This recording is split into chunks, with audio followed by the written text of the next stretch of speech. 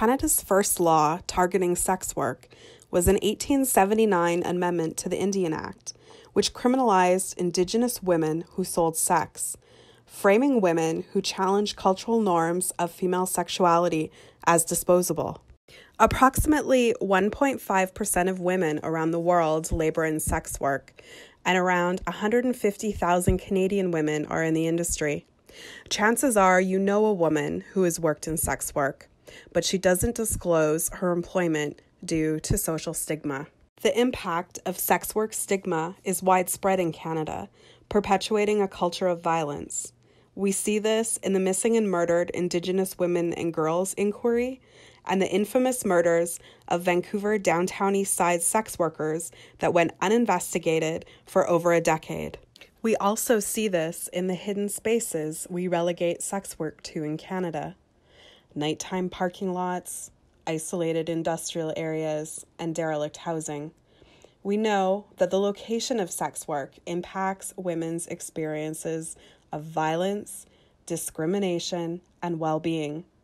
As a sex worker in Vancouver explained, having a self-respect-looking place, a respectful environment, gives you a chance at him treating you better, or maybe wearing a condom because he thinks you respect yourself. Sex workers' calls for work environments that foster dignity, equity, and safety have been largely ignored by academia and Canadian society at large. My research responds by investigating the role of place in sex work. Place is where the historical, spatial, and social intertwine with personal meaning and identity.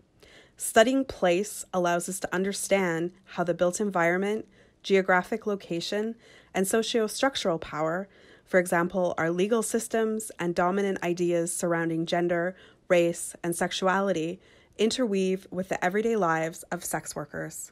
My research involves collaborating with sex workers living in a supportive housing unit in Western Canada to understand and then re-envision their place of sex work.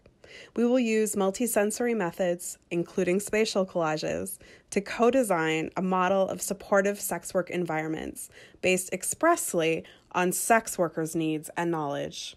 If our environments tell us who we are, and we in turn shape our environments, what is the conversation between sex workers and their workplaces? Answering this question will advance spatial justice in Canada, generating design guidelines for support agencies and policymakers to build equitable cities that meet the needs of our most vulnerable citizens.